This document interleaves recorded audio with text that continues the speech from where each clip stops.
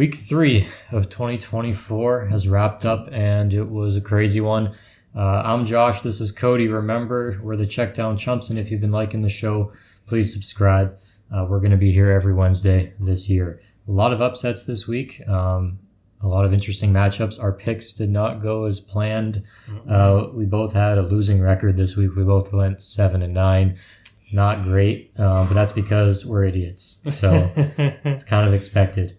Yeah. A lot of outcomes this week that we didn't expect, to say the least. What did you think of this week overall? I thought it was a fun week to watch, especially the Monday night games. Yeah. Not so much the Buffalo game, that was a blowout, but the Washington-Cincinnati game, first game in NFL history. Well, first game since 1940 where neither team turned the ball over or punted. So that's something to... Yeah, that was crazy. That was pretty wild. I think just about every, maybe most, if not every single Survivor League worldwide is broken by week 3. Pretty much, yeah. We'll get into that, though. We're going to kick it off with the Thursday night game, the Patriots at the Jets. I thought the Patriots were going to win this game. I was so confident. I even took them as my lock to cover this week. But yeah, I picked them to win outright, and they lost 24-3. Coming into this game, the Jets had, so far at least, seemed kind of underwhelming. Neither side of the ball was living up to expectations. You got a win in week 2 over the Titans, but it's Will Levis. Come on, what does that mean? Meanwhile, the Patriots were truly challenging everybody that they didn't expect them to. Right? They beat the Bengals outright in week 1, and then they take Seattle to overtime in a loss. So that's why I took the Patriots. I thought they would just come in being the more prepared team. This week, however, the Jets at home showed that they are the better team overall. They have a quarterback.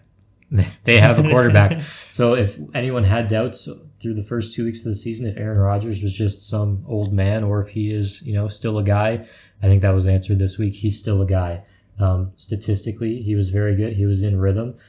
He was 27 for 35. That's 77%, 281, 2 touchdowns, no picks, a 118 rating. But the most impressive thing, at least to me, was the eye test. Because in the first couple games, there were some moments where he looked slow, where he, got running a little bit and he wasn't going anywhere. It was like he was running on ice. This week, he was impressive. He passed the eye test for me. He had a throw kind of rolling to his right in the corner of the end zone, or right at the pylon, I should say. Off platform, just disgusting, looked like vintage Aaron Rodgers, and he was quick with the ball. He had that quick release all game. That was pretty impressive. And so I think as long as the Jets keep him upright, they keep running the ball, they still play defense, which, there's some question marks as to how great their defense would be. I know they only gave up 3 points this week, so credit to them, but they're not going to be playing Jacoby Brissett every week in the NFL.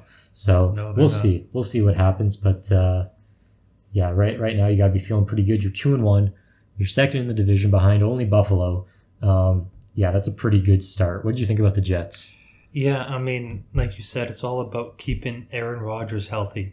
I think the team goes as he goes, barring any major injuries to the defense, because what we saw on Thursday was what I expected the Jets defense to look like for the majority of the season. Yeah. Granted, it was Jacoby Brissett, but I'm expecting that type of performance from them going forward. But I mean, this was just a domination by the Jets.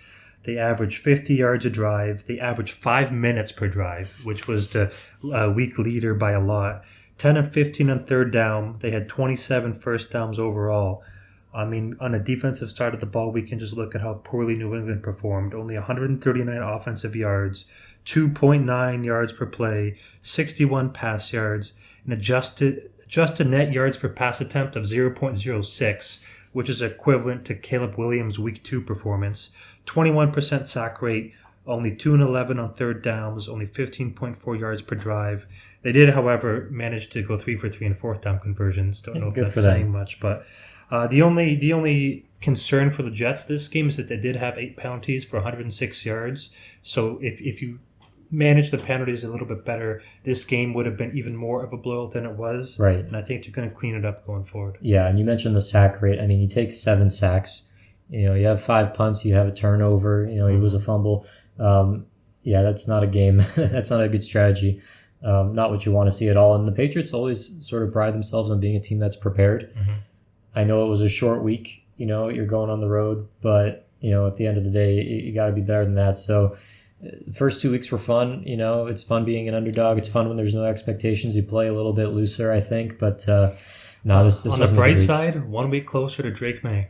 Yeah. Well, speaking of Drake May, he came in late in the game, and it only took him one drive to account for over 30% of the team's offensive snaps. Yes. That's incredible. Although I think his first throw or second throw was a drop pick. So, Yeah.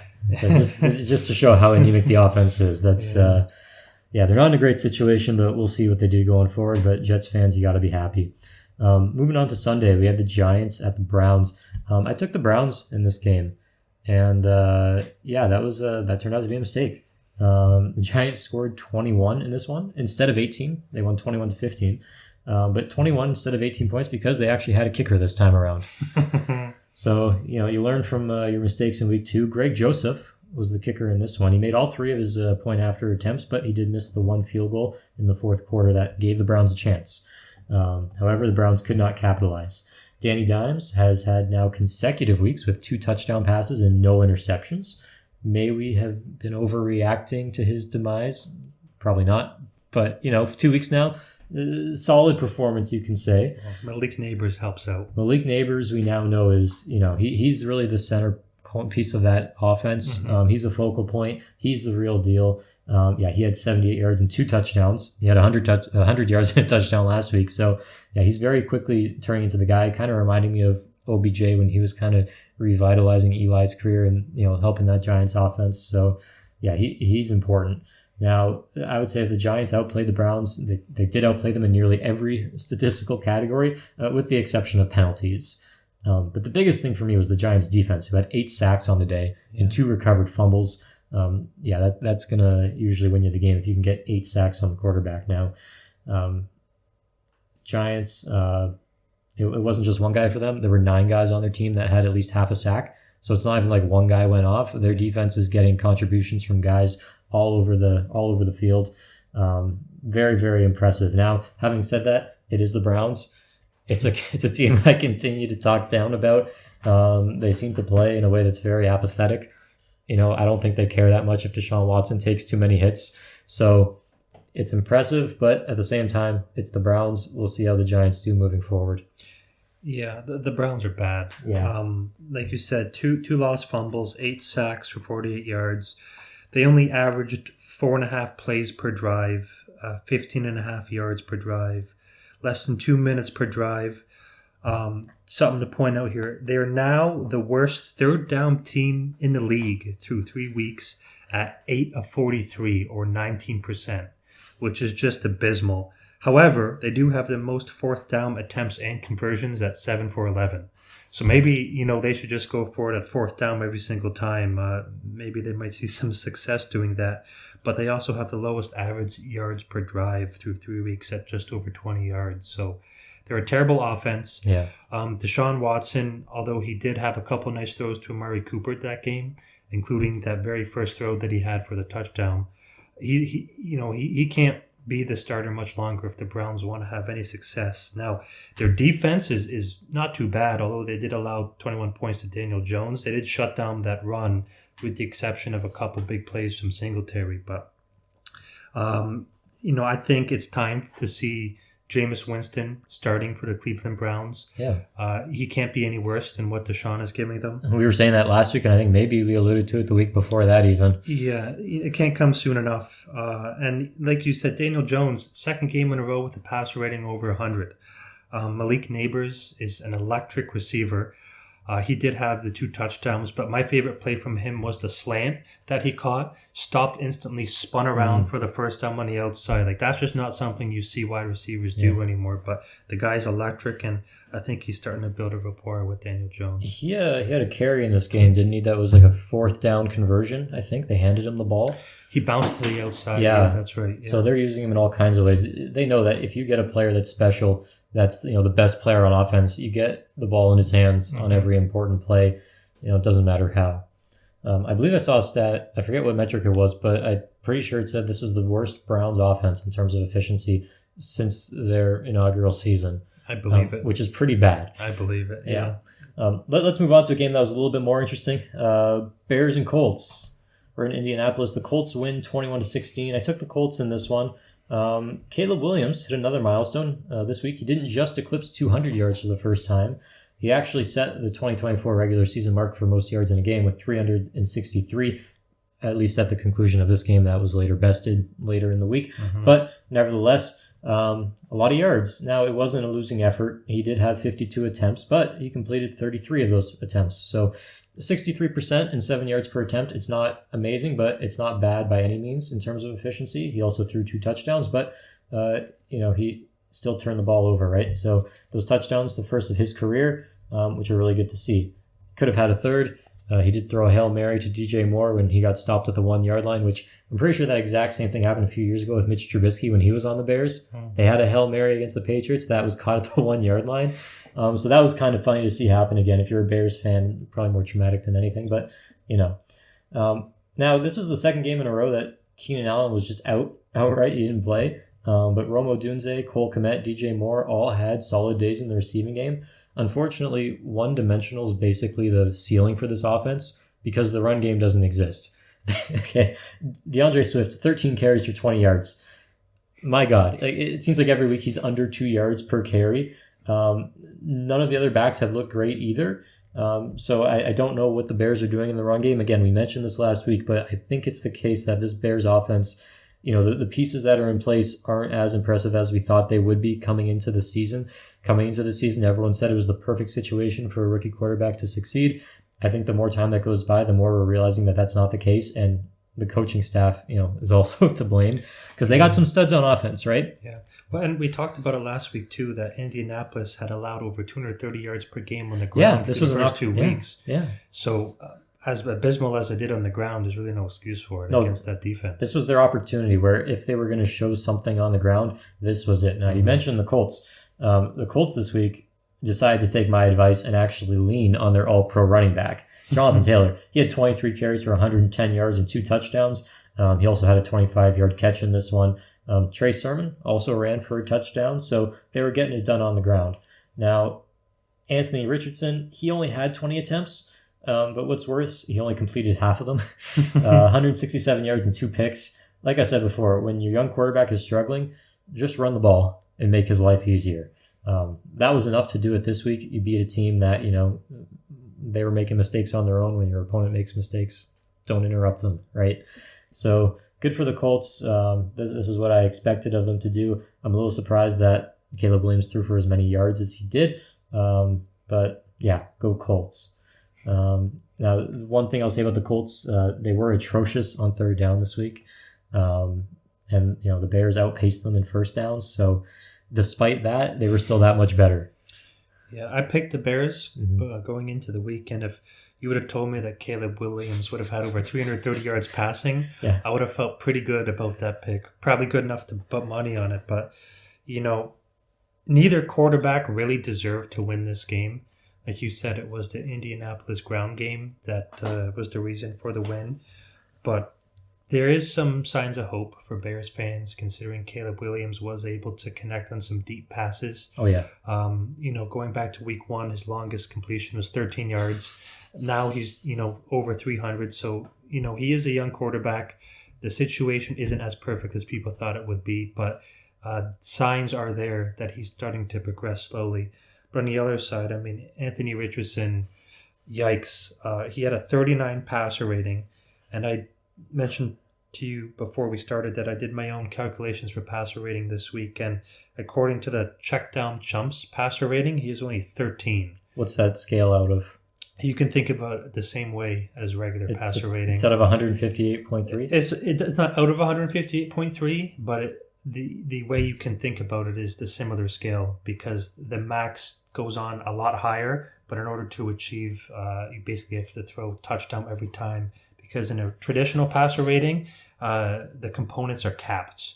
But in this passer rating system, the components aren't capped. So it's a lot more that you can expect out of it. But so I'm going to assume 13 is bad. 13 is very bad. Okay. Yeah. But like we said, he's an alien. Right. So I wouldn't be surprised if next week he went off again for another massive game. So Colts fans are just going to have to deal with these ups and downs until he can find some consistency. Yeah. All right. Moving on. We had the Texans visiting the Vikings. Wow. So the Vikings win 34-7. Now, this is a team led by a guy that I believed in since before the season even started, but when making my picks, I was too chicken. I was too cowardly to go all in, despite them playing at home.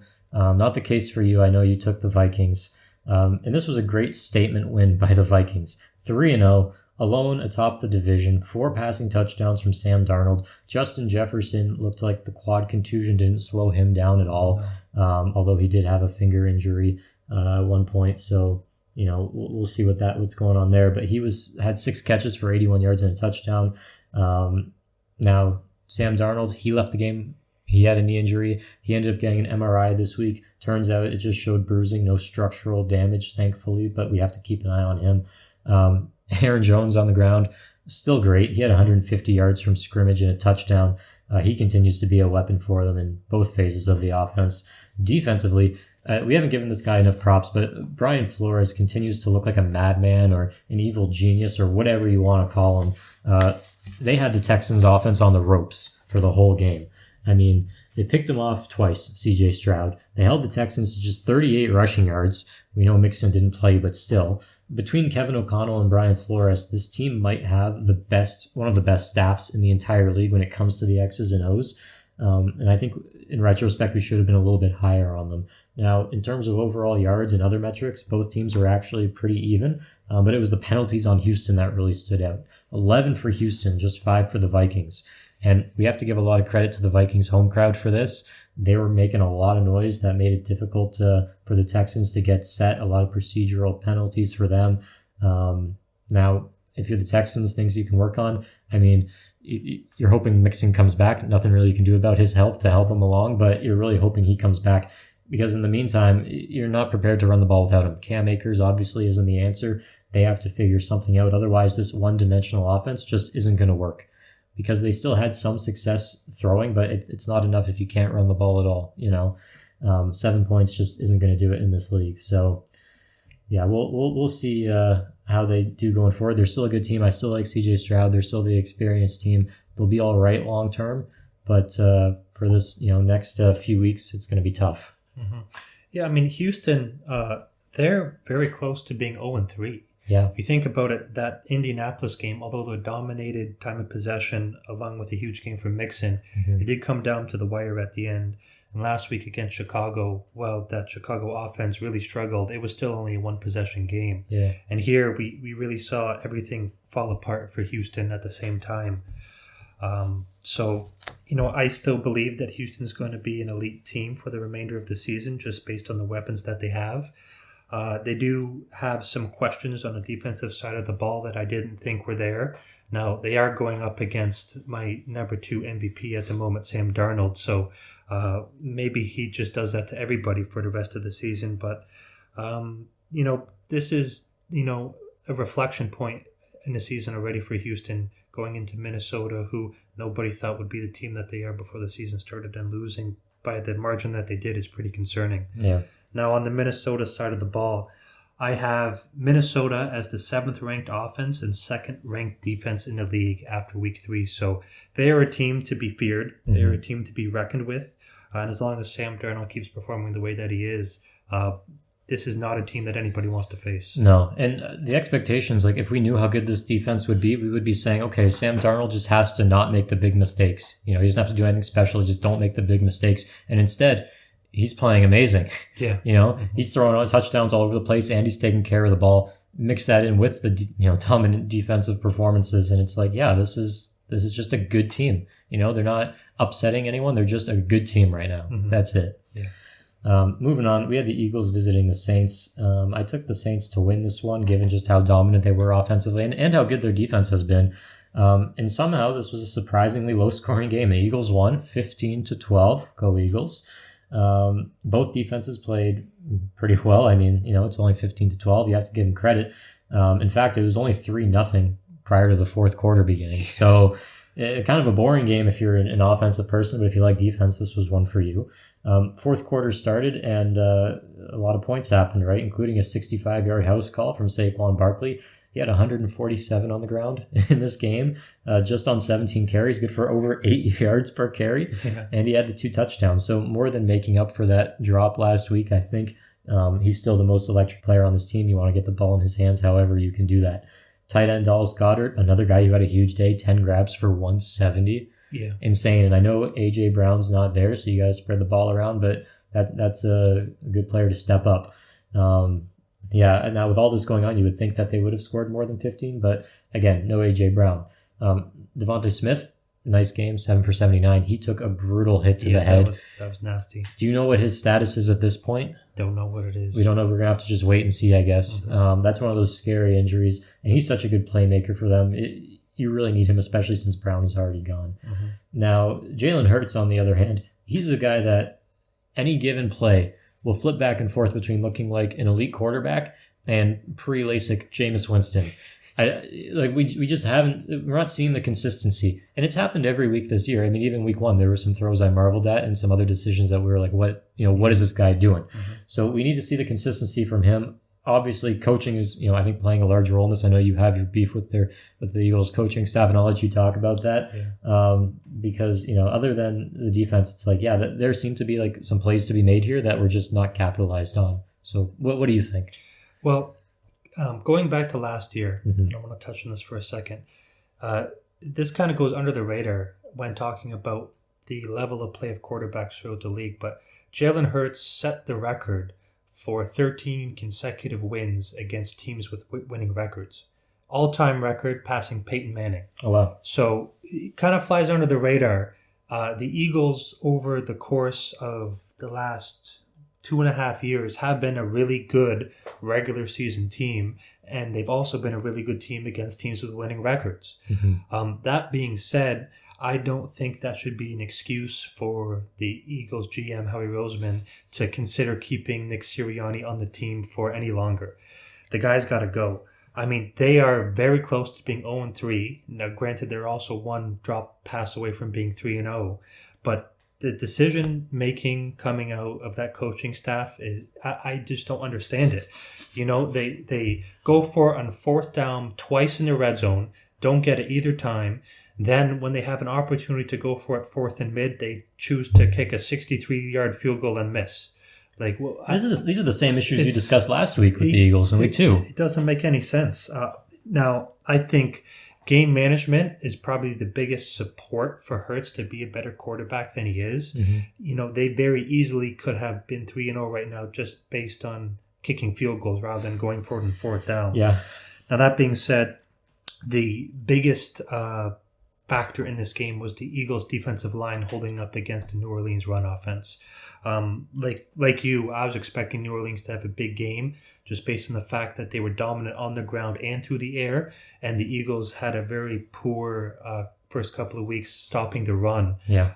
But they came to play. Jalen Carter and Jordan Davis up the middle have the potential to be the best interior D-line combo in the league, and we definitely saw that potential come out in the win on Sunday, the way they stopped Kamara. But, this is a little bit of a blow for New Orleans at home. Mm-hmm. I think most people were expecting them to kind of go off against this weaker Philadelphia defense, but I'm very happy that they were able to come out and essentially shut them down to only 12 points after scoring 40 the first 2 weeks. Yeah. And if there's anything we've learned so far this year, any given Sunday, I mean, we're both wrong more often than not this week with our games. So, every game can go any way. It's a game of inches. A win's a win, and that's why we say that, because so many little things can happen, right? Mm-hmm. That swing it the other way. So you win, you get credit for that win. That's it. Exactly. All right, next game, we had the Packers visiting the Titans. The Packers won this one 30-14. What a game for the Packers, but also Malik Willis. He really was a perfect game manager last week in their win against the Colts, but now a revenge game against the Titans. You love a good revenge game. I know you do. Willis throws for 202 yards and a touchdown, but adds 73 and a touchdown on the ground on just 6 carries.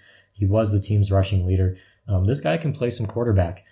He's coming along now, As a team, Green Bay totaled 188 rushing yards to the Titans 33. Not something as a fan you'd be happy to see if you're a Titans fan. Tony Pollard has not really impressed since week 1, to be honest. Speaking of the Titans offense, Will Levis, 2 more picks, bringing his total on the year to 5, including another pick 6. You're going to get tired of having to answer for these guys, I'm telling you. Now, this game wasn't as close as the last 2 Titans games, but it would have been a lot closer if Levis wasn't making these crucial errors. Now, keep in mind, in 9 games last year that he started, he only had 4 interceptions in 9 games. Now, this year, he has 5 in just 3 games. So, it is a new coaching staff. We know that. So maybe we take that into consideration as to what this big change is all about with him turning the ball over. But at the end of the day, these are some very avoidable mistakes. You watch the plays because you got to trust your eyes sometimes. Mm-hmm. So there's just a guy standing there and he's throwing it to him on the wrong team. Like, it's got to change. Like, if anything, maybe the coaches last year were covering up for his turnover tendencies more so than this coaching staff is. But this coaching staff, I don't think is necessarily to blame because sometimes it's just on the quarterback. You just got to be smarter with the ball, right? Now, having said that, yeah, he's had an experience of 12 games in his career. So, they got to develop him. The coaching staff still has some responsibility. But, other than the picks, he has improved week over week, I think. This week he completed 76% of his passes, 92 passer rating, 260 yards. The stats aren't everything. We're still talking about the boneheaded plays. But we're seeing a little bit of improvement, which, at this point, your hopes for the season aren't deep playoff run. Your hopes for the season are, let's see some flashes, from this kid, right? Let's see some signs that he can turn into a franchise guy. That's what the season's about. Mm-hmm. What'd you think? I'm not seeing the flashes. You're not seeing the flashes? No, I'm seeing him making horrible mistake after horrible mistake in the most critical moments of these games, leading to free points for the other team. Yeah. So I don't know if that's something that he can move on from. Like, it just seems that he's that guy at this point. Like, there's at least 1 or 2 clips going around every week of Will Levis, having some dramatic reaction to a horrible mistake that he's made that cost his team the game. Yeah. So unless he can find a way to stop doing that, and at this point it seems like it's something that it's ingrained into his skull, they're just not going to succeed. Yeah. But on the flip side, I mean, it's a nice time to be a Packers fan. You don't have to worry about rushing Jordan Love back, considering how well Malik Willis is playing. Yeah. So, he can rest, heal up, come back whenever he's ready to play. But, maybe if Willis keeps playing the way that he does, the conversation is there that, is he the guy, or is Jordan Love going to come back and replace him if there's still questions about his health? So yeah, the Packers don't. Interesting. Yeah, the Packers don't seem like a team where they're that dependent on the quarterback. You need good, smart quarterback play, but they have enough talent as a team that if they have a guy who comes in, takes care of the ball, and can make some plays with his legs occasionally, like Willis, it's going to work out. But again, that sounds like I'm selling Willis short. He's actually playing good football, it looks like. And that's why I feel not too comfortable with writing a guy off after only 12 games, a guy like Will Levis, because Malik Willis was a guy people were writing off. I remember people were saying the Lions should draft Willis, and then after a year with the Titans, people were saying, well, that would have been stupid. Look at this guy, But sometimes it takes a few years. I mean, I think of Stafford in his rookie year, he played 10 games through 20 picks. Yeah. He was on pace for 32 interceptions in his rookie year. Mm-hmm. And I know times have changed, but at the same time, sometimes it just takes guys a couple of years, maybe a new team to figure it out. So I don't want to write him off yet, but it is possible that, he's just a bust, because some guys are just busts. Maybe the Titans are just a problem. That's an interesting proposal, and I don't think anybody would really fight you on that. Moving on, we had the Chargers visiting the Steelers. I took the Steelers in this one, and they won the game 20-10. The recipe just keeps working for Chef Tomlin. A lot of strong defense and a pinch of offense thrown in there. Hold the turnovers, although one did sneak in there this week, but it was still enough. Steelers are the first defense this year to make J.K. Dobbins look pedestrian. 15 carries, 44 yards. That's just 2.9 yards per carry. No other running back had over 3 carries. As a team, the Chargers ran for just 61 yards. Not really the strategy they've been going with. So passing wasn't much better. Herbert only threw for 125, and he took 5 sacks. That was the issue. Under 200 yards for him this year. That's kind of been their strategy, is just run the ball, play defense. You don't have to throw it a ton. But he took the 5 sacks, and he did seem to re-aggravate the ankle injury in the third quarter of this one. Taylor Heineke had to step in. He only went 2 for 2 on the day. The Steelers would outscore the Chargers 13-0 in the second half. We'll see what Herbert's outlook is like for next week and beyond. Because that guy just means everything to this team. He's their franchise quarterback. Now, the other quarterback, Justin Fields, he's starting to look like a quarterback too. He's been kind of a game manager, safe player so far for the Steelers this year, but he had a good game, 25 for 32, which was more attempts than I expected from him. He did have the one pick, but he also had a touchdown. It was the 55-yarder to Calvin Austin, who led the team with 95 through the air. Now, that throw was a catch and run for Austin, who scored that. So, it's not like Fields hit him deep in stride, although we know he's capable of it, but it was a nice in stride throw. So credit to Fields. Fields also ran for a touchdown, although he only had 6 yards on 6 carries. So not a big factor on the ground, but he did use his legs to get the team into the end zone. I was really impressed with him. Now, they continue to pound the rock with Najee Harris, despite lackluster efficiency from him, but he seems to be a guy who, you run him throughout the whole game, he gets the job done. Nothing flashy about it, but hey, a win's a win. And here we have the Steelers. I feel like you just got to keep picking them. Yeah, I mean, going up against the Steelers, you're lucky if your quarterback makes it out alive. Yeah. I mean, the focus of every team playing the Steelers going forward should just be to protect the quarterback and make sure he doesn't get hurt. Now, that being said, the x-rays on Herbert's right ankle did come back negative. However, his status for Sunday is still in question. But that Pittsburgh defense is just dominant. Like you said, they held Dobbins, made him look pedestrian. Herbert didn't do anything. I think that on the offensive side of the ball, they are playing specifically to hold Justin Fields to limit the turnovers because they know their defense is good enough that just doing a little bit of good rather than potentially a lot of good and a lot of bad is more of a recipe for success to win the games. But I think that once the Steelers run into a situation where they need to start scoring the ball, we're going to start to see Justin Fields make some bigger throws and take off more. Whether that leads to more touchdowns or picks or sacks or big runs is yet to be seen, but they haven't really had to face that adversity yet on the offensive side of the ball. So yeah, they're never in a hole, right? Their defense is that good. I think this season they might eventually run into that problem where they play a good offense and their defense just gives up too many scores, and they try to call on Justin Fields and it doesn't work. But I think he might also have a couple of games this year where they ask something big of him and he makes something happen and he shows he reminds us how electric of a player he could be. I think he'll have a couple of legacy games this year. If we're lucky, we'll get to see that. I think that would be pretty cool. He can do it. He's talented enough. Yeah. Moving on, we had the Broncos visiting the Buccaneers. Probably the most popular pick in survivor pools around the world. Broncos won this one though, 26-7. I narrowly avoided picking this game. I was very tempted, but I did not. I went with another team that lost anyway. But in any case, wow. Denver Broncos. Let's go. That was pretty impressive. Now, I would say that when I went back and looked at the game between the Bucs and the Lions, I realized, okay, the Bucs defense, they're missing a lot of guys, right? We know that. But if you're just evaluating the performance that they put on the field, they allowed Detroit to march into the red zone 7 times. Now, they held them to just 1 touchdown, yes, but that's not sustainable if you allow the team to drive the field 7 times. And to me, it was more about the Lions shooting themselves in the foot than the Bucs actually playing, bend, don't break defense. So I looked at that and I said, okay, if the Broncos are going to take advantage of this, right? If they're going to have like a good offensive week, this is an opportunity for them to do that. A lot of talk has been happening lately just about Sean Payton's outdated offense, but you know who else has kind of an outdated defense? I think Todd Bowles. I think Todd Bowles has been caught running a defense from like 2002 too many times, for comfort, I would say. Too many zero safety defenses that have gotten them burned, particularly in the playoffs, thinking back to that Rams game. And not to say he's not a good defensive mind and a good coach. I think he is. I'm a fan of him. But on occasion, you have a 2013 offense versus a 2010 defense, and that offense is going to do better. So even though Sean Payton's offense might look outdated against a lot of defenses, I think it worked well here. Further, no quarterback has looked great against the Broncos defense. Broncos defense is, they got a squad. They got some guys.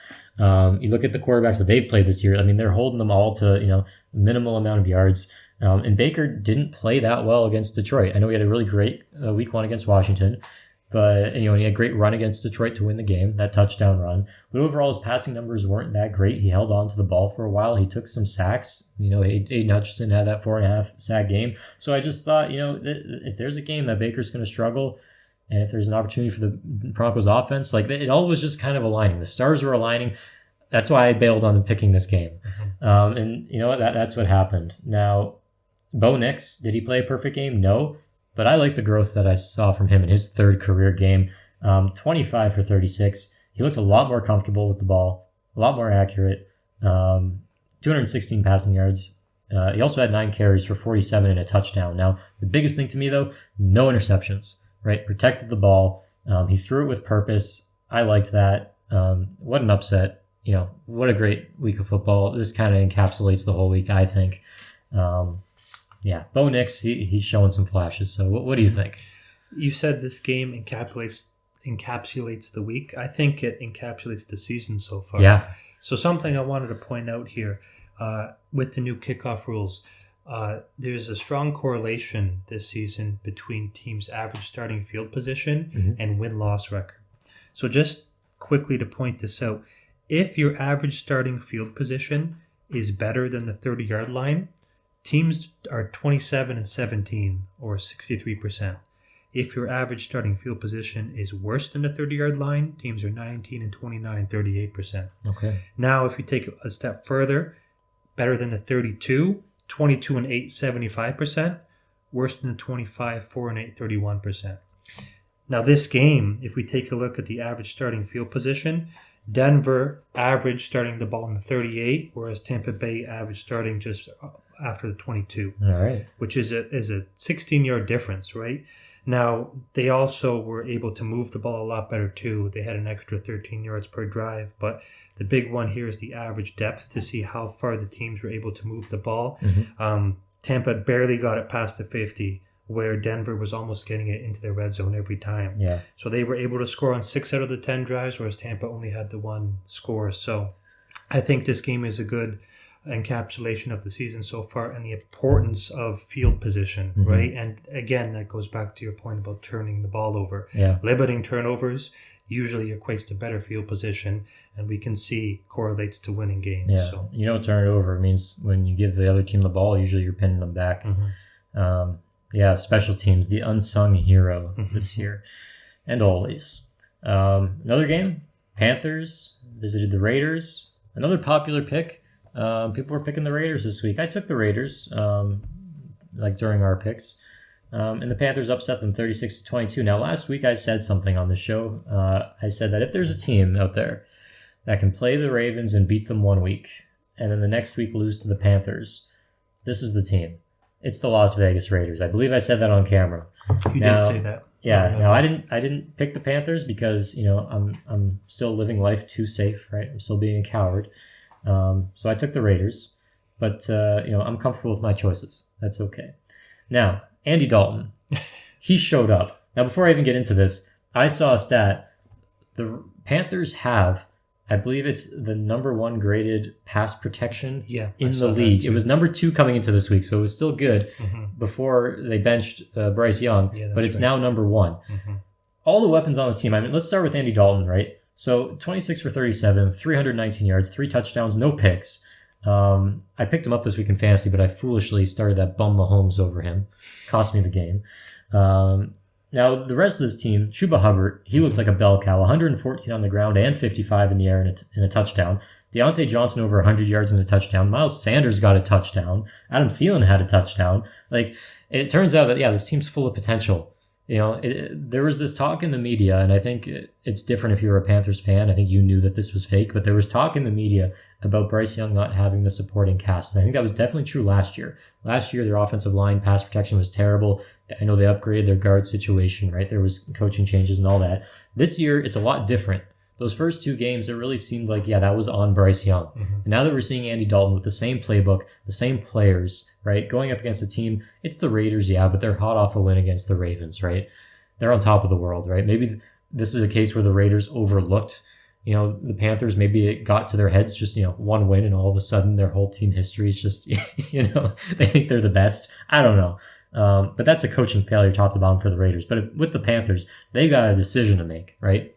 I know that their head coach had said previously that Bryce Young was their guy, and now he's saying, well, Andy Dalton's our quarterback, he's our guy. It seems like it's possible he was never a big Bryce fan, and now that he put in Andy Dalton and they have this performance, he's going to feel like he has some leverage to go with his own quarterback, to pick his own guy. It's never a great situation when you have a number one overall pick quarterback, and after 1 year, you replace the head coach, right? He's going to feel like that's not his guy, especially if the quarterback is, 5'6" or whatever he is, picked by the previous regime. So I think we're going to see some changes. Bryce Young's a guy. I hope he manages to figure it out and work out for another team, but I think his days with the Panthers are just absolutely done.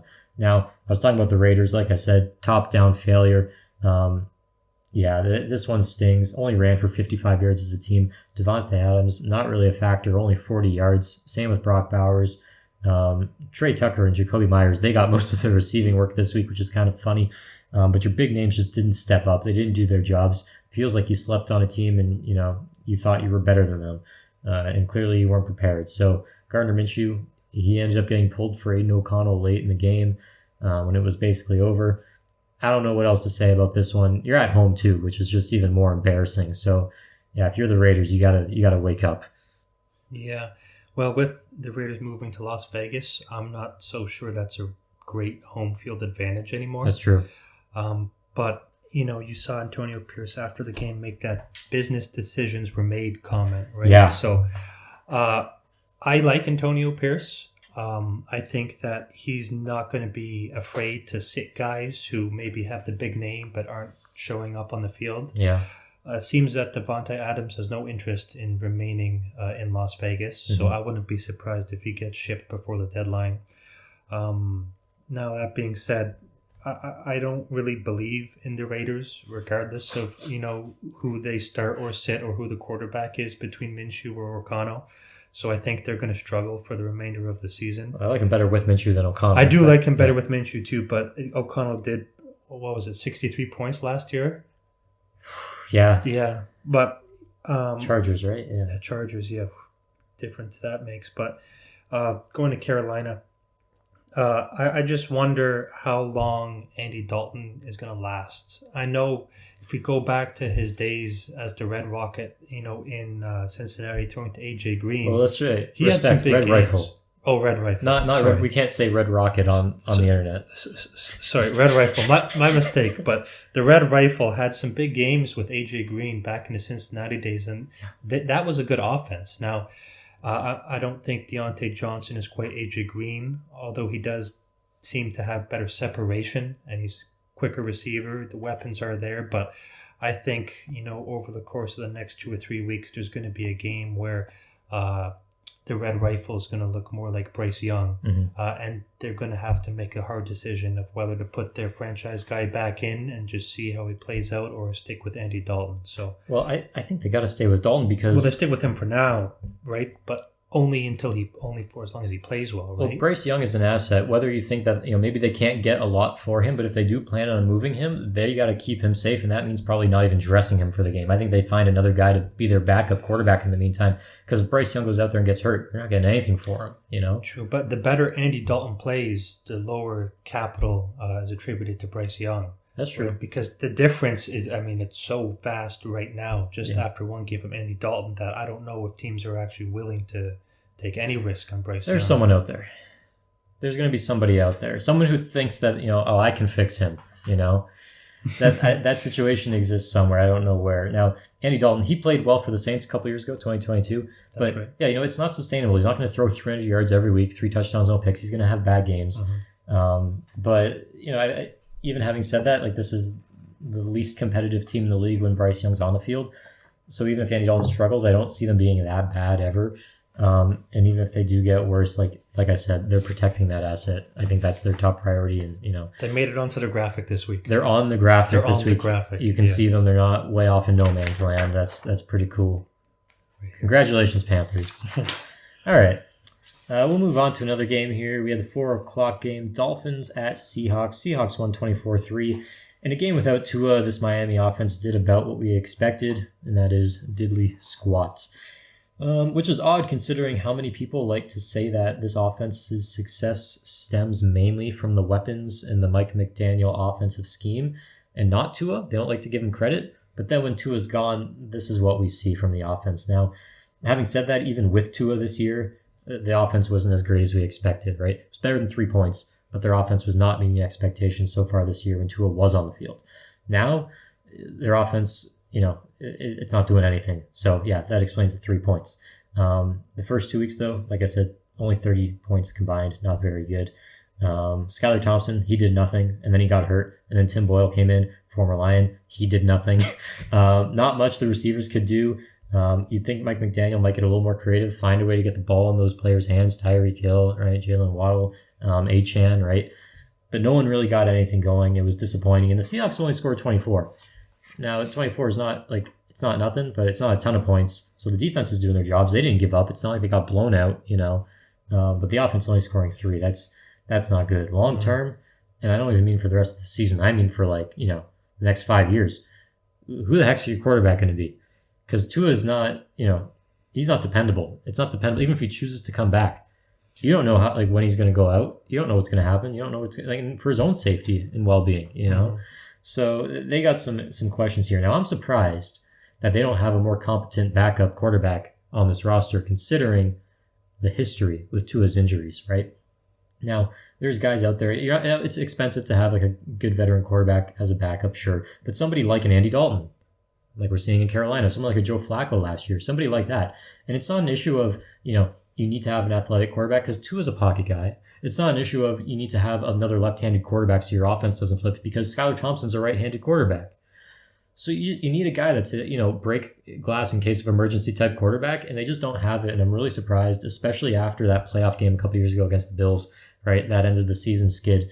You know that if you lose Tua, this offense is not the same. They nearly won that game. I know they had some pretty crazy plays as a team that they were making to keep him in it. But the last time Tua got injured, this year without Tua, it's just you need to have another. You can't have Tim Boyle back there. That's not an option. So I don't know what they're doing now. Seattle, good job. You did what you're supposed to do. Geno had a couple picks, but he did just enough, which is wasn't a tall order. They just had to score more than 3 points. Mm-hmm. So good for them. Zach Charbonnet on the ground, he was very good. 90 yards, 2 touchdowns. DK had the long touchdown, 100 yards on 4 catches. Overall, you're going up against a team without Tua. I feel like you held them to 3 points. Good for your defense. That's about what you should have done.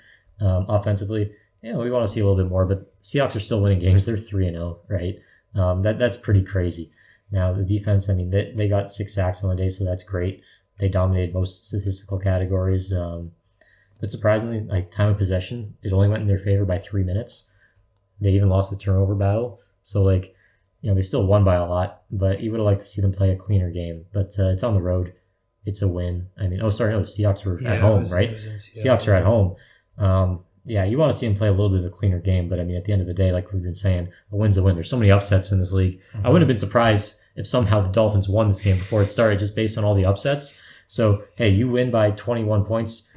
Good for you. Take your win, right? Don't listen to me criticizing you, but would have liked to see a little bit more. I don't know. Yeah, Seattle now has the number 1 performance-based defense in the league through 3 weeks. Defense has been great, yeah. Yeah, it has been great. So I'm not sure if this is a good indication of how Miami's offense with the backup is going to be going forward in Seattle against the number 1 ranked defense. I have zero faith in Skylar Thompson. That being said, I also have zero faith in Skylar Thompson. It just looks like that nobody really wants to be there, right? It looks like the players have lost hope. Yeah. It looks like Mike McDaniel is just, not... I don't want to say he was ever cool and collected, but he seems a lot more hot-headed in these last couple of games than I remember him being in the last couple of seasons. So You're right. Miami has to figure out the quarterback situation fast. Otherwise, they're going to finish last in the division. Yeah. Yeah. And depending on Tua's outlook, it's like their focus right now might just be, all right, let's field a team. Your hopes for the season. But with the weapons that they have in offense, you would expect them to, try. With Hill and Waddle and Achane, that's just enough talent right there for them to try to scrap something together. But maybe they trade for Bryce Young. You know what? I wouldn't be surprised. Crazier things have happened. Mm-hmm. All right, moving on. Lions at the Cardinals. The Lions win 2013. The season is saved. Well, I mean, I don't know for sure, but to be honest, I really didn't expect our defense to hold up as well as it did. They impressed me. 3 games in, and I think it's safe to say that our defense is the real deal. We've all been very concerned about the offense, which was better this week, but still needs to improve, I think. But man, that defense is winning us some games. It's pretty crazy. They're getting pressure. They're getting sacks. They're getting interceptions. They're forcing punts at critical moments. Hutchinson up to 6.5 sacks on the year through 3 games. Kirby Joseph had another pick this week. Him and Brian Branch are looking like an incredible safety duo. Although Brian Branch did take that head injury, we'll keep an eye on him and see how he's doing. Hopefully it's nothing too serious. Rookie corner, Terrion Arnold, had some more defensive pass interference calls made on him this week. You can live with that. But you can live with that from a rookie, and he was always in position. He was looking very sticky. They were challenging him later in the game based on those penalties. They kept challenging him, kept throwing it his way. He was getting pass breakups. He was making plays on the ball. He showed up when he had to for a guy in his 3rd career game. I'm very happy with that. So yeah, got to give the love to the defense there. The defensive run game, I mean, they've been doing a heck of a job holding teams, and they've been quietly one of the better run defenses going back to even last year. A guy that I like a lot, James Conner, he had a very quiet day. As a team, the Cardinals only ran for 77 yards, and that's with Kyler Murray, right? So yeah, I like this. And this was a game where they didn't have their leader, linebacker Alex Anzalone. They lost linebacker Derek Barnes. They were down a lot of guys. So they really can't wait for week 5, that bye week, to get healthy. Their center, Frank Ragnow, also has a torn pec. That's not great. So yeah, one more game. We got to play Seattle, and then we get the bye week. Hopefully that gives some guys some time to heal, and then we can move on with the season. Now, one thing I'll say about the offense, because I do want to speak on this. After last week, I made the point of paying attention to their formations, be it under center or shotgun for Jared Goff. And man, it really seemed, I don't have the stats to back this up, maybe you do. It really seemed like they were struggling out of shotgun every time they lined up. A lot of their negative plays that were noticeably really negative plays were happening when that was their formation or when there was an empty backfield. It just seemed like they were allowing pressure really soon. There was confusion on who to block, or Goff just held the ball too long. Yeah, it was not good to see, but it did seem like their tendency this week was to line up under center more often, at least early on, which, I really liked what I was seeing when they were doing that. So credit to them. I hope they continue to trend in that direction. They ran the ball well overall. Montgomery had 105 yards. Gibbs had 83 yards. Goff had a nice run to ice the game, which was kind of funny, kind of ironic given his reputation. And I know that, no one loved that more than him. But yeah, when it was shotgun or empty backfield, Goff just, he tries to go through his reads, and it just seems like it takes him longer than the protection allows, whether that's him, taking too long or the protection not holding up. I don't know why these issues are happening, but under center, just everything goes so much more smoothly when they do play action. Everything's so much more smooth. He was literally perfect in the first half. I mean, 12 for 12, 2 touchdowns. But then in the second half, he went 6 for 11. He had a pick, which was just a boneheaded pick. I don't know why this team keeps stalling. I mean, all their 20 points came in the first half. I think in the second half of games, they are kind of getting too cute. It's still continuing to be an issue. Again, I can't be too mad. They beat the Cardinals. I thought we were going to get blown out. Even I didn't pick the Lions to win this game, right? Like the Cardinals blew out the Rams, who the Lions barely beat in overtime. I really thought we were getting our butts kicked. So I can't be too negative. But again, it's one of those things. The offense was our identity last year. You expect them to be the identity this year. You know what their potential is, and that's why it's a little bit frustrating to see them not do a little bit better. So we'll see. I'm sure it'll get better as the season goes on. Can't complain too much about getting cute. Again, the team did have that hook and ladder touchdown, which was just freaking awesome. Cool, so when they do creative things and it works, I can't complain, right? Mm-hmm. But it's just I want to see them do, their bread and butter plays, run the ball, under center, play action, all this stuff, run with Montgomery. Montgomery had a hell of a run where he got lifted up in the air, squeezed between the offense and defensive linemen. He was laughing after, but I imagined in the moment he was feeling that in his ribs. That was pretty crazy. That's the team, right? That's the Lions I want to see. I like the razzle-dazzle stuff too, but when they just line up, extra offensive linemen, run the ball up the gut, like that's what I want to see. Dan Skipper, usually the eligible receiver that's blocking on the field for them. He did get hurt early in the game, which was devastating. But it's still the identity that I want to see going forward. For Arizona, I have no notes. Okay, well, I don't have those stats you were looking for, Okay. but I do have stats related to field position. Okay, Because, again, very important. So, big props to the Detroit defense. I did not think they were going to perform so well against that Atlanta offense, coming off a perfect passer rating game from Kyler Murray. They were great, yeah. They held them 1 for 9 on third down, 0 for 2 on fourth down. Average starting field position under the 25, average yards per drive just over 25, leading to an average depth of just shy of the 50. And if you consider the last 2 games, it's 20 yards worse than they averaged the first 2 weeks. So Detroit did better 20 yards per drive than the Cardinals were performing the first 2 weeks, which is massive. And then Detroit did listen. I mean, they didn't throw the ball for 100 times or whatever it was last week with Goff. They only threw 23 times and ran 43 times. They did dominate time of possession by over 13 minutes. But like you said, I think against Seattle, I don't think they should operate once under shotgun. No. I think put him under center every single play with at least one running back in the backfield, 6 or 7 guys on the line, and just threaten to run the ball down the throat every single play, because that's when Goff is at his best and that's when the offense is at its best. I want to see 40 minutes of possession from the Lions Monday night against Seattle. It'll be tough against their defense, but they should aim for that. Yeah. And you talk about starting field position. Jack Fox is the guy who needs a shout out. I know we get excited when he, completes like a fake punt pass, but as a punter purely, I mean, best in the league, if not, you can call him top 3, top 2, whatever, but I think he's the best. He was pinning the Cardinals back. He played basically a perfect game. I mean, Jack Fox is just a guy, he steps up all the time. And when you can have that, change in field position, that differentiation between where you start and where the opponent starts, like you were saying, that seems to be the biggest indicator, or has the strongest correlation with success. So second best punter in the league, 73% percentage inside the 20. There you go. Which is second to Indianapolis, surprising enough, at 91%. Now factor in his cannon of an arm, and he's the best punter in the league. All right. Moving on. The Ravens played the Dallas Cowboys. The Ravens won 28-25. They held on as the Cowboys tried for a comeback, down 28-6 in the fourth quarter. The Cowboys would outscore Baltimore in the fourth by 19-0, even recovering an onside kick with under 9 minutes to go, but it wasn't enough. Lamar would eventually ice the game with a run up the middle to take them past the 2-minute warning. Cowboys had no timeouts left.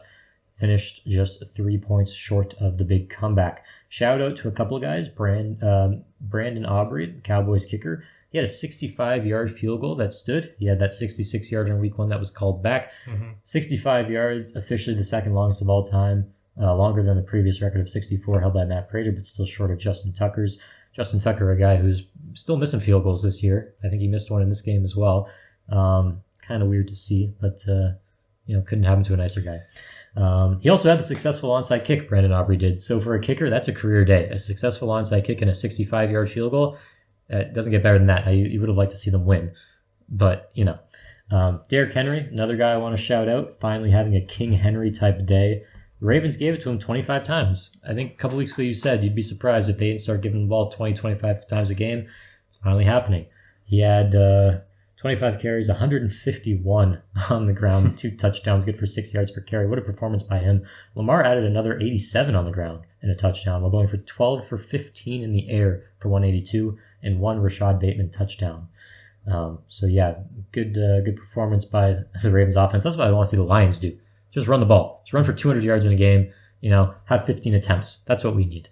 On the other side, Dak Prescott, he threw for a lot of yards, 379, 2 touchdowns, but that was on 51 attempts, going 28 for 51. No picks. But when you find yourself in a hole like Dallas did, that's the type of stat line you tend to expect. That makes a lot of sense. Pretty crazy, though. 70 plays for Dallas, 60 for Baltimore. And even though the total yards were pretty even, the rushing yards, 274 for the Ravens, 51 for Dallas. Crazy. Average yards per play, 7.6 for the Ravens, 5.9 for Dallas. But again, Dallas was playing catch up for most of that second half. That 274 yards on the ground, that's like a wet dream. That's crazy. Well, like the disparity in the run game, right? I mean, Baltimore ran the ball 45 times, and they had 16 rushing first downs. Right? Like, that's just, that I thought the Dallas defense was better. I really did. I mean, that's surprising how bad they've been now these last couple of games. Now on the, thinking back the last couple of years about how Dallas was known really for establishing a run game early on, they only had 2 rushing first downs that entire game.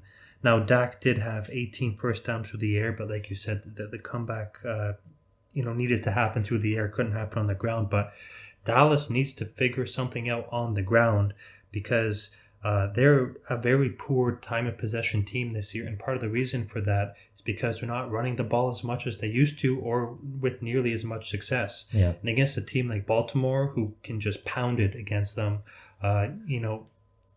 granted, they did try to come back, but really this game was over at halftime. Now, that being said, Baltimore is a really bad fourth quarter team this year. Mm-hmm. Think about it. They almost blew the game to Dallas, came back in the fourth quarter. They did blow it last week to Las Vegas, who did come back in the fourth quarter. They did allow, I think, 10 points to Kansas City week 1 in the fourth quarter. So they do have some figuring out to do, but it is a good sign that they are running so much with Derrick Henry, and that opens up the passing game for Lamar. Yeah, and Ravens, they get their first win. Both teams now 1-2. Next game, we had the Niners at the Rams. Rams won 27-24. Wow. Now, I'll always be a Stafford guy, right? Never want to bet against him, but this week I did. I didn't just pick the Niners to win. I took them in my survivor pool. I thought I was being smart, especially after all the early games ended, and I thought I was going to win it all. But no, that's not how it happened, as many people know. This was crazy. Big mistake on my part. The only consolation is that I have no idea who I would have picked otherwise had I not picked the Niners. Seattle. Told you to pick Seattle. Could have picked Seattle, you're right. Yeah. But again, I went with my gut, and my gut is stupid. All right. The game itself. Coming to this game, Niners were banged up. They were missing a lot of stars. Kittle was out. Debo was out. We know about CMC. But, we thought, okay, Juwan Jennings can be a guy.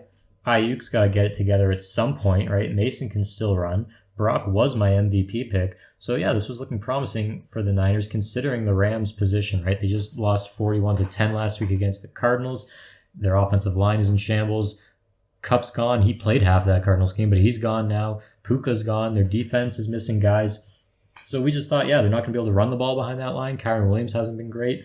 They're going to struggle, and the Niners are going to win. And, they haven't really beat the Niners in the regular season the last, 5 years much. They won one game at the end of last season, but that's when they're benching all their starters. That doesn't really count, in my opinion. And in this game, good into the fourth quarter, we felt pretty good about the Niners coming away with this. But a 10-point lead in the fourth quarter is not safe when Matthew Stafford is at the helm. This was a roller coaster. All right. So over 6 minutes left, the Rams kick a field goal to cut the lead to 7, right? The Niners line up for a 55-yard field goal to make the lead 10 again. And I'm feeling okay at this point. Nervous, but okay. And Moody misses the kick. On the next drive, Matthew Stafford uncorks a 55-yard pass to Tutu Atwell. Gets him down in the red zone.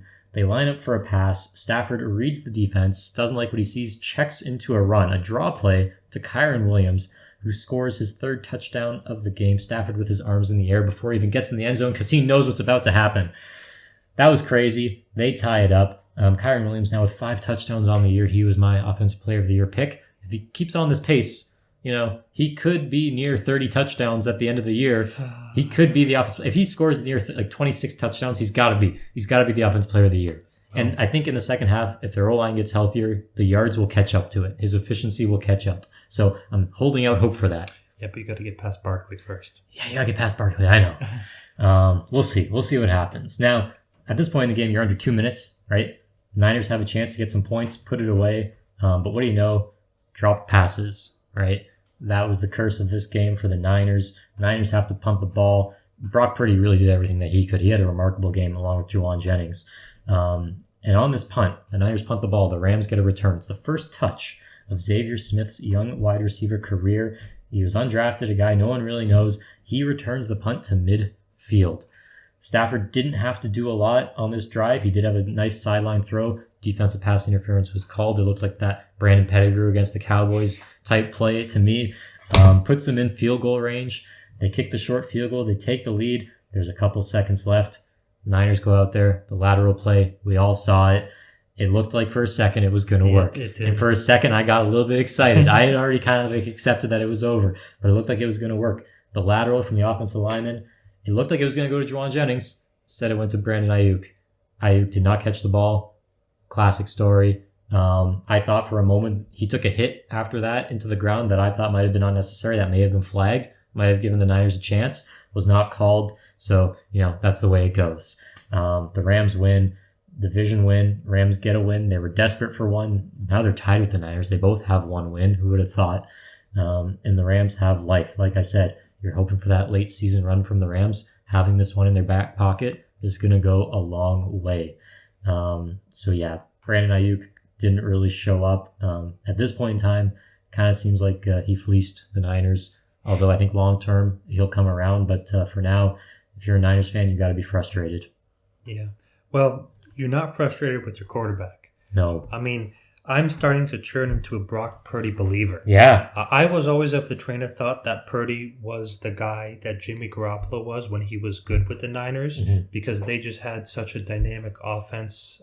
They had a great scheme. They had the weapons that he didn't have to do a lot. He just had to be the guy to not make the mistakes, and they would score a lot of points. His numbers would look good, and they would win games, which is what happened. But through the first 3 games of the year, Purdy is throwing the ball really well, and he's not making a lot of mistakes. Right. He's very accurate with his throws. He's, not getting sacked a ton.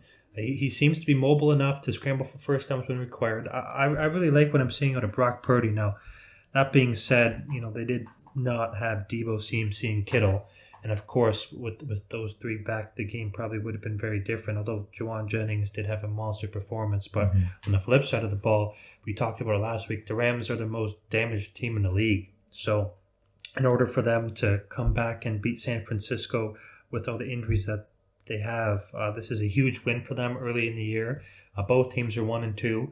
Now, I still find it challenging for the Rams to continue on a winning streak with all of the injuries that they have, but it is a good sign that they can pull away wins from good teams late in the game. So good game, very good game. I don't think a streak is on the horizon in terms of winning, but I do think that, like you said, they'll be able to pull out a couple. I think by halfway through the year they've shown that they could have maybe 3 wins if they're lucky 4, but that's really all they need.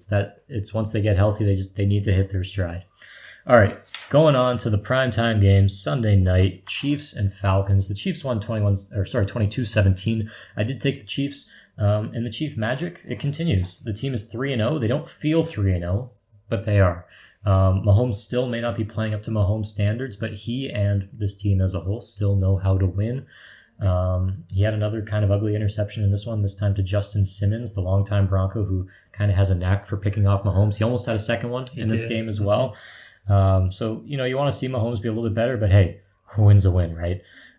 Chiefs ran the ball relatively well through undrafted running back Kirsten Steele primarily, as Isaiah Pacheco continues his recovery from a fibula injury. Shout out Crocky J. Yeah, Crocky J. He ran 17 times for 72 yards.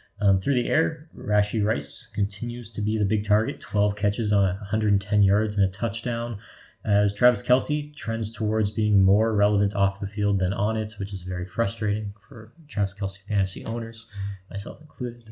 But nevertheless, Chiefs have a winning strategy right now. Their defense is doing its job, holding the Falcons to 17.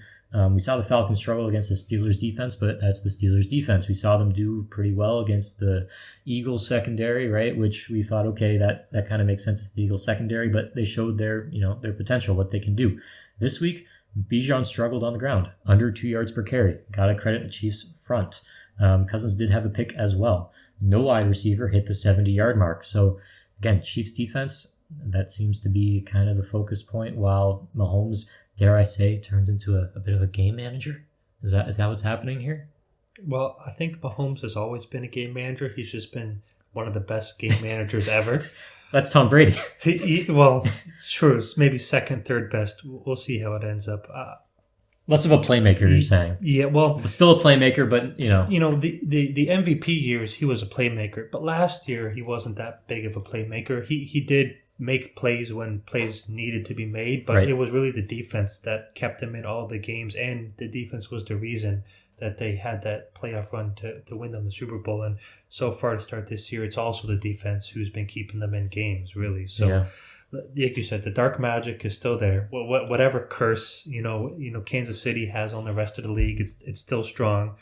I do think that Mahomes is going to figure it out at some point throughout the season, and he's going to have a stretch of games where he looks like MVP Mahomes again, and they're going to make the playoffs. They're going to make a deep run like they always do. It's inevitable. I did say last week that they do remind me a little bit of the Eagles last year. The Eagles started 10-1, but remember all of their wins were like, oh my God, like this team does not look like they should be 10-1. Mm-hmm. The Chiefs very easily could be 0-3, right? But they're not. But they're not. And they just keep winning, and that's what the Chiefs do. Yeah. So, yeah. All right. Another game. We had the first Monday night game because we had two of them this week. 7:30 game, at least where we are. Jags visiting the Bills. We expected the Bills to win, but the Jags got curb stomped. It was a 47-10 Bills victory. Bills dominated this one in every facet of the game to the point where we even got a very rare Mitch Trubisky sighting late in the game as Josh Allen got to rest. Mitch even led a scoring drive of his own to get the team to 47, although he only had the one attempt for 3 yards on it. Allen continues to do his thing. Very impressive stuff from him. 4 passing touchdowns, no picks, 23 for 30, 263 yards, 44 on the ground. He was the team's leading rusher, just kind of the same old Josh Allen, right?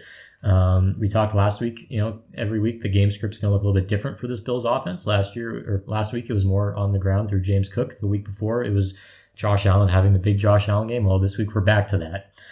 6 different players with a touchdown in this one. Very impressive. Khalil Shakir, Dalton Kincaid. I don't know if that's how you say his name. I always forget. It is Kincaid. Yeah. Is it Kincaid? Mm-hmm. All right. Ty Johnson, Keon Coleman, all caught a touchdown. James Cook and Ray Davis each ran for a touchdown. So 6 players scoring a touchdown. I'm not even including Josh Allen. Yeah. So again, he really spread the ball around. Good offensive game. And defensively, I mean, you hold the Jags to 10 points, and the Jags haven't had any success really this year, especially on offense. But yeah, this was a well-rounded game, about the best performance you could ask for from a team. Very embarrassing for the Jags. Lawrence took 5 sacks to Allen's 0. Jags were only 2 for 13 on third down compared to the Bills 6 for 11. Jags turned it over twice, including Damar Hamlin's first interception of his career coming against Trevor Lawrence. Good Terrible for him. throw. Well, you look at the highlight and he's just standing there and he just catches it. It's like, I wish every defensive back would love for that to happen every week. It's like you play enough games, inevitably you'll get an interception like that. But man, that can't ask for an easier one. But yeah, the Jags ran the ball efficiently, but their drives just stalled one after another. Like I said, the third downs, 2 for 13, not good. Mac Jones ended up stepping in towards the end as well. So last week I said the Jags were going to have to show something soon or a big change would be coming. This might have been the game to force, the GM or the owner's hand to make something happen, maybe nudge Doug Peterson into making a personnel change for his staff. We talked about the special teams coordinator last week, not him specifically, but special teams being an issue, average, starting field position being an issue. I don't know if it'll be someone in that department or elsewhere, or if it's going to be Doug. I don't know. So, maybe we see a Belichick-Brady reunion in Jacksonville. Okay, replace the head coach and the quarterback midseason. I don't actually think that's going to happen, just throwing it out there. But it's happening, book it. Jacksonville is bad. So here's some stats for the season, right, through 3 games. 54% completion, 12 sacks for 100 yards lost, 7 of 32 on third down, and the worst average starting field position just past the 25. That one's not Trevor Lawrence's fault? Well, not necessarily, but Trevor Lawrence is also very bad, right? Like that pick not playing well. Pick was brutal. Yeah. He's not playing well, but he hasn't won his last, 8 games now that he's played? Hasn't won since Thanksgiving last year. I think he's 0-8 in his last 8 starts. All right, and it's not like he's been, putting on these great performances and the team just isn't there around him. He's been bad. So changes are coming in Jacksonville. Buffalo, I think about that meme from The Simpsons where Ralphie says, "I'm in danger." You know that one? And I think the rest of the AFC had that reaction to the Buffalo game last night because Josh Allen still does not have a turnover through 3 games. And that was the big knock about Josh Allen. If there was one thing you criticized his game about, it was well, maybe he turns the ball over a little too much. Mm-hmm. Yeah, number 1 ranked offense, number 6 ranked defense. It'll be very interesting to see how they do against Baltimore this Sunday. I'm excited to watch the game, but I think the Bills are rolling right now. I think the Ravens are favored. Somehow, I couldn't believe it's that. in Baltimore. It's in Baltimore, yeah. And Baltimore's, they lost some close games, right? But, one of the knocks on the Bills, and I'll make this quick, early in the season, is that they haven't had great competition. Mm-hmm. They did play Arizona week 1, and they did, struggle in the first half, but had a big second half win. But then Miami, who we know collapsed, and Jacksonville, who was collapsed. So Baltimore will be their biggest competition so far. And if they roll Baltimore like they've been doing, then that's a huge statement win. Yeah, it should be a close game. If it's not a close game, I'll be very surprised. I wouldn't be. For who? I think the Bills? I think Buffalo can go into Baltimore. Considering how bad Baltimore is in the fourth quarter, I think Buffalo can come in and just roll. Well, the Ravens have their recipe now, right? Run it for 274 yards. Yeah, but, against the number 6 ranked defense in the league, I'm not sure how well that's going to pan out for them. And also, I'm just trying to find the Ravens here. They have the 25th ranked defense in the league. This is not the same Ravens defense we saw last year. I wouldn't be surprised if the Bills continue to put up points early. And if Baltimore isn't up in the fourth quarter, I don't think they have the capacity to make a comeback. And if you get down early, if the run game doesn't work right away, it's very easy to abandon that. Baltimore's a team that's done that before. And Derrick Henry, it's frustrating, but if you're in a hole, you can't just keep giving him the ball for 2 yards waiting for him to pop off, right? So we'll see. They might need a classic Lamar, big air game and ground game from him to be competitive. I mean, he's MVP. So, all right, our final game, the second Monday night game, 8:15. Commanders at the Bengals. Commanders won 38 to 33. That would have been crazy. Yeah. But wow, this was a good pick by you. I took the Bengals. We know you took the Commanders. It was a bold pick. I respected it. I didn't have the courage to make it myself. So kudos to you. Now, there's really one story from this game. There's others, but there's one story that really matters, right? And that's Jaden Daniels, of course. Jaden Daniels, he went second overall after Caleb Williams, right? The Bears had a lot of hype. They were the perfect situation, folks were saying, for a rookie quarterback to enter. Meanwhile, Jaden Daniels goes to one of the more historically dysfunctional teams with a new coaching staff led by Dan Quinn, the previously discarded coach in Cliff Kingsbury serving as offensive coordinator, right? Other castaways like Austin Eckler, Bobby Wagner's on this team. I keep forgetting that. Zach Ertz, right? Who led the team in receiving last week. On a team that largely gets forgotten about in that division, right? With the Eagles, the Giants, the Cowboys. But Jaden Daniels put on a show last night against a desperate Bengals team that desperately needed a win. And a lot of people had the Bengals locked in to win. It was the first game, at least as long as these things have been reliably tracked, like you said, 1940, that a game didn't feature a punt or a turnover. Yeah. So Daniels, he had to be nearly perfect to give his team a chance, and he was exactly that. He was 21 for 23, 254 yards, 2 touchdowns in the air while rushing for 39 and a touchdown. He had more total touchdowns than incompletions. That's a Dawson in just his third game as a starter, or third game in his professional career, I should say. And if you watched any of the game, the most impressive thing to me was the eye test. He passed it with flying colors. He has every week, but this week he really made the big throws. He did it while under pressure, guys in his face. He looked confident, and he's got his team in first place, above the Eagles, above the Cowboys, above the Giants.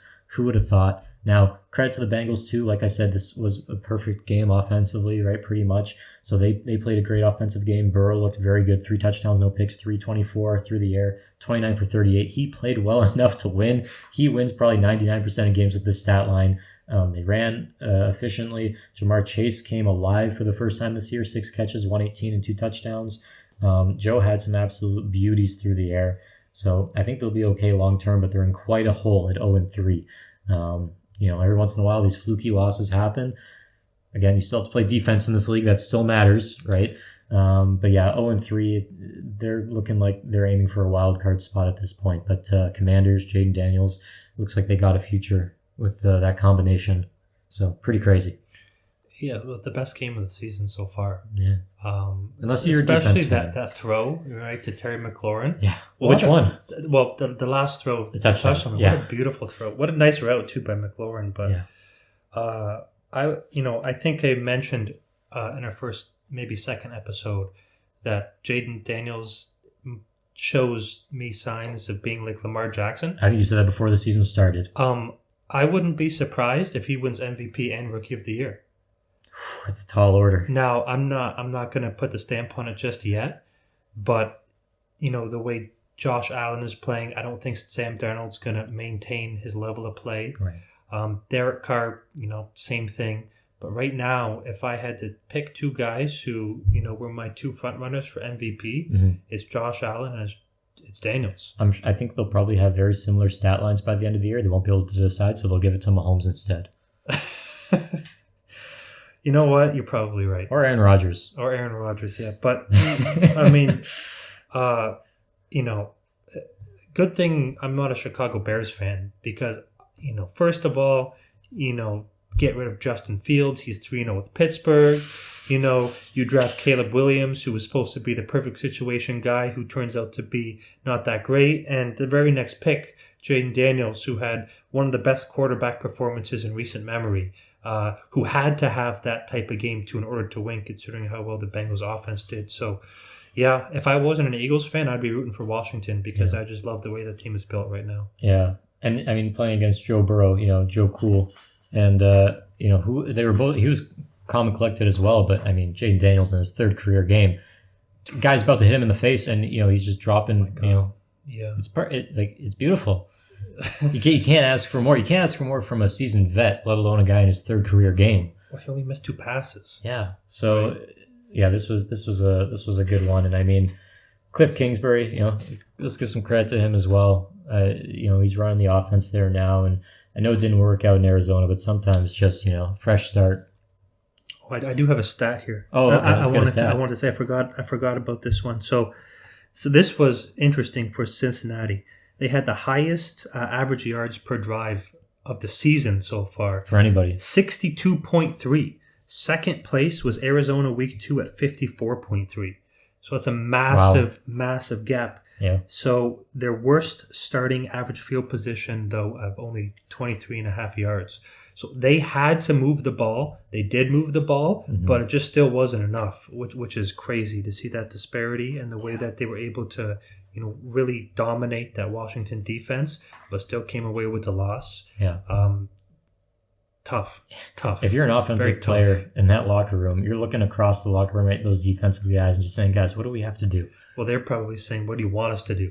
Yeah. Yeah.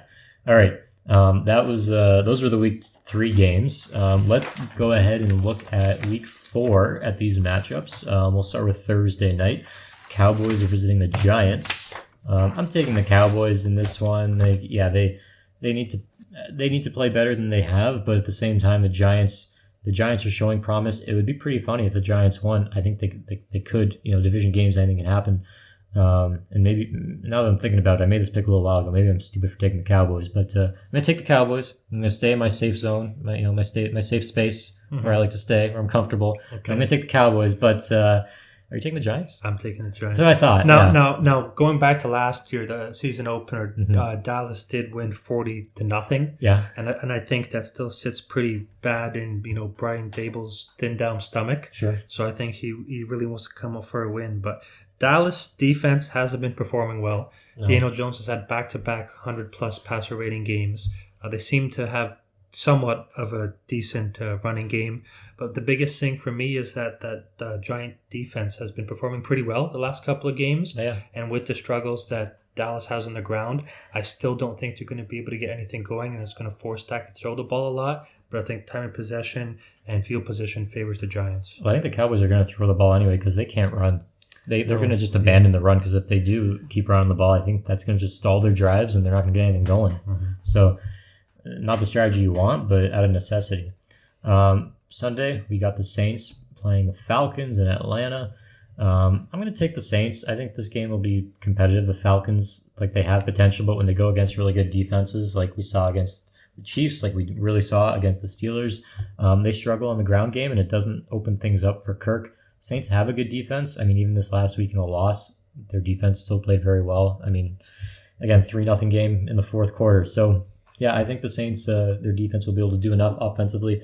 I think the Saints have more an advantage against the Falcons defense than the opposite. Yeah, well, the Saints are still the third best offense in the league, and I think they're thirsty for another big offensive performance. They need to rebound. That struggle. So, yeah, I think they're going to do it. Yeah. Got the Saints. Bengals and Panthers.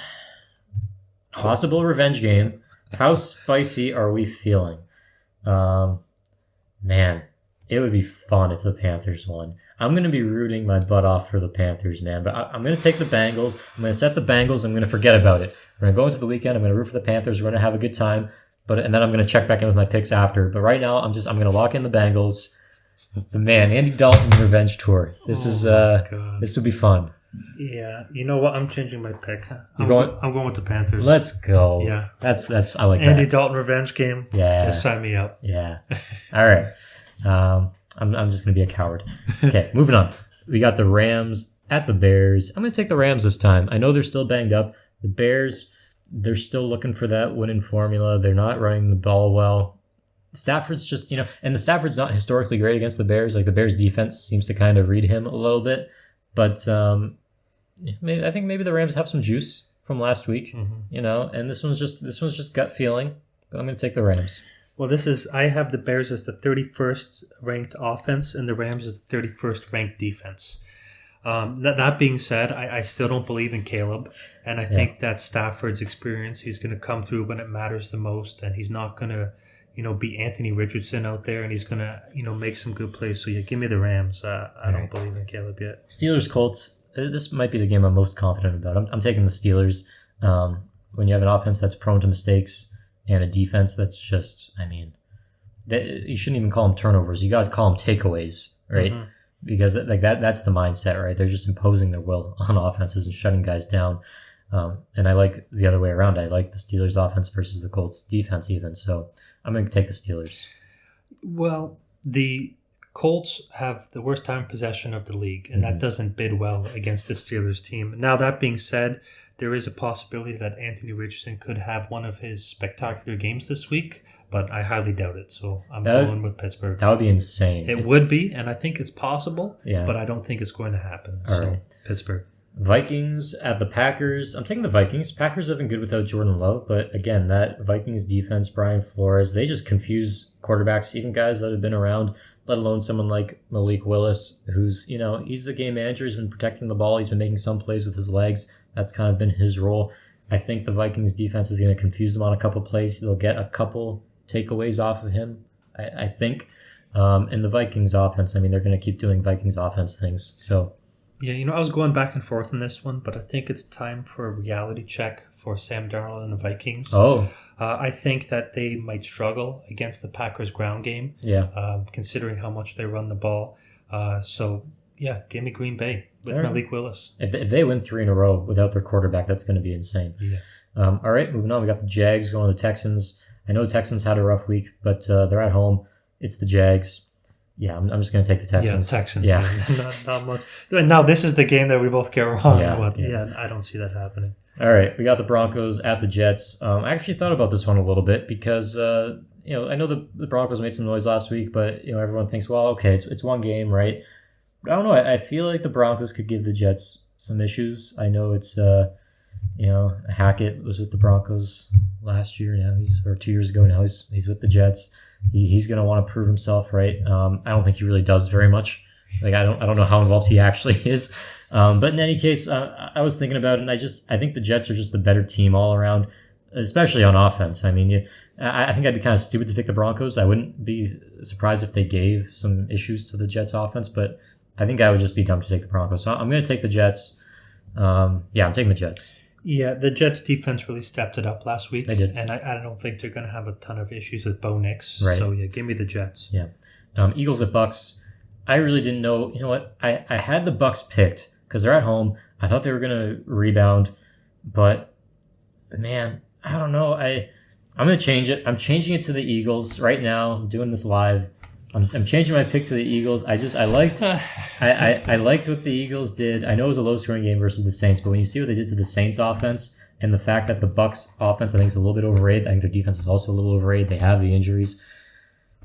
I think the Eagles are going to win this game. I'm changing my pick to the Eagles. Yeah, you know what? I have the Eagles. Yeah. The Eagles, I think, are the second best team in terms of yards per game this year. Don't quote me on that, but they're definitely top 5.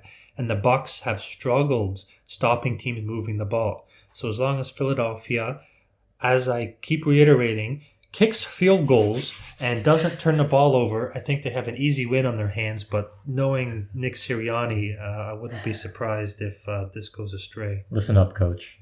Yeah, but I go in Philly. All right, Commanders at Cardinals. You know what? I'm taking Washington. Me too. They're on the road. I like what I saw. The Cardinals, they're feeling a little bit exposed maybe at the moment. They're going to want to get back on track. But man, even if the Commanders' defense struggles a little bit, we know their offense has the potential to be perfect. We know the Lions looked at times elite against the Cardinals on offense. They were running the ball very well. The Commanders didn't run the ball amazing this week, but they have in the past. Week 2, they had a very good run game. I think they can get the run game going, and that's just going to make their offense even better. Yeah, I got the Commanders as well. I think this is going to be an absolute shootout. I mean, we saw how Joe Burrow did. I think that Cardinals offense, they want to come out strong again, similar to week 2. I think he's going to throw for a ton of yards and a ton of touchdowns, but I don't think the Commanders are going to turn the ball over. I think they're going to score a lot and move the ball on the ground. So I got the Commanders in like a 40-35 game. All right. Yeah, this is going to be fun. All right. Patriots at Niners. I'm just going to take the Niners. They're at home. Patriots, they're traveling. They already showed that they can be unprepared for a game, inexplicably unprepared. And it sounds like they're still going with Brissett. So until something happens, there's a change, and I see some kind of spark in their offense at this point. The Niners, they were so close. They really should have won last week. I don't want to discredit the Rams, but I mean, the Niners had a good chance at winning that game. So I feel like you got to take the Niners. Yeah, I got the Niners too. I don't think that the Patriots have the capacity to make a comeback like Stafford and the Rams do. They don't have the roster. They don't. So as long as Purdy can account for 3 touchdowns on offense, I think they have it in the bag. Yeah. We got the Browns visiting the Raiders. I thought about this one. I'm taking the Browns.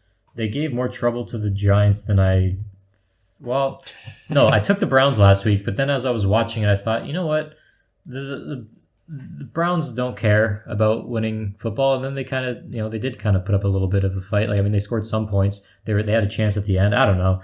This is such a hard, who cares? It's the Browns and the Raiders, man. Why are we picking this game? We should just annul this one. I guess I got the Raiders. I'm taking the Browns. I got the Raiders. I mean, like you said, Browns, Raiders. Oh, well. Man, the Raiders after last week, it's just it's clear, like you said, some guys are just checked out. Some guys might be on the block. Business decisions. I understand, a good coach will take the blame for losses and give credit to his players for wins. But if your guys are legitimately quitting on the team and you're the coach can say something about that. That's okay. That's an acceptable choice, And if he is saying it, then that's kind of the start of the end, in my opinion. So I'm going to take the Browns. The Browns, we know, are a disaster, but they're all kind of living with it. The Raiders are just kind of on the brink of, they're on the brink of falling apart, but it is the start of the end, I think. It's the unraveling. So yeah. All right. I'll take the Browns. I don't know. Chiefs and Chargers. This is a good game. Now, Justin Herbert, we don't know what the situation is going to be like for him. So because of that, I'm taking the Chiefs. It's an easy pick. If we know that he's playing Herbert, I think it's a closer call. I still don't know that I would pick the Chargers, but it would be, I think, a close one for me. Is a division game. We did see Dobbins struggle this week against a good defense, so playing the Chiefs, it's very possible. You saw what the Chiefs did to Atlanta's running backs. They have a good defense. Yeah, and they're good against the run. So I think the Chiefs match up well, especially if Herbert doesn't play. Give me the Chiefs. Yeah, dark magic. Until it fails, give me the Chiefs. And they may not even need it this week. All right, we got the Bills at the Ravens. We talked about this one a little bit. I'm taking the Bills. The Ravens, I think, like we said, are favored by a few points in this one, but I'm taking the Bills even on the road. I like what you said. The Ravens defense is not going to match up well. If they get in the hole early, they're going to have to abandon the run, and that's just not a good recipe for winning. Yeah, no, I got the Bills. I think either we see another big game from Josh Allen or James Cook. Either way, the Bills are scoring 30 plus, and I don't think that the Ravens are going to be able to do that, especially when trying to come back from behind. Yeah. So, all right, the Bills. Titans, Dolphins. Okay, I picked the Dolphins. Me too. Yeah? Yeah, me too. So I kind of went back and forth, and because I was just kind of fixated on, all right, they don't have Tua. I was thinking about how bad they looked this week against Seattle, and but then I thought, well, it's the Titans. It's Will Levis. He's going to throw the game away, right? It's going to happen. And the Dolphins still have some skill players. I think Mike McDaniel, he's going to look at that game film. He's going to see, okay, we did a bad job at getting the ball in our best players' hands. We got to be better at that. I know they don't have their quarterback, but that's going to be the focus. And with that explosiveness and with the defense playing as well as the Dolphins defense can play, and with the Titans making those big mistakes, Will Levis throwing the ball away like that, I think the Dolphins have a chance. Dolphins are at home. I'm going to take Miami. Yeah, just like you said, Will Levis is going to make some boneheaded plays. Is going to cost them the game. Yeah. All right, the final game, the game I will be most nervous for, the second Monday night game. We got the Seahawks and the Lions in Detroit. Lions final game before the bye. I'm taking the Lions. There's a lot of question marks in this one. Injuries. We don't know if the center's going to play Frank Ragnow. We don't know what version of Lions offense is going to show up. Seahawks are a very good defense. But I doubted the Lions last week. They proved me wrong. Yeah, I'm going Lions. I'm all Lions this week. Okay. Let's go. I got Seattle. I don't hate you for that. I mean, I'm not going to lie. I'm afraid. Yeah, well, like you said, the injuries, but I think that the Seattle defense is the best defense they're going to face so far this year. Yeah. I mean, Arizona, middle of the pack defense. Rams, bottom of the pack defense. Bucs had a lot of missing guys. Bucs had a lot of missing guys. So, granted, they can run the ball a ton. I just don't think that they're going to have enough success against Seattle. Yeah. And again, if Seattle gets up early and it forces Detroit to throw the ball out of the gun, we know that Goff isn't great at doing that and leads to mistakes. And I think Seattle can have some turnovers. So yeah, we're going to see. But I got Seattle. Yeah, and given the history, not that, every year's a new year, but it just seems like Seattle's had our number for so long. I just want to see a statement win. If there's a time for it, it's this week going into the bye. That would just make me very happy. So those are the picks for week 4. We are the Checkdown Chumps. Hope you enjoyed this episode. If you learned anything or if you think that we're idiots, let us know in the comments. And don't forget to subscribe. We will see you next Wednesday as we do every Wednesday. Cody? Hallelujah. Hallelujah.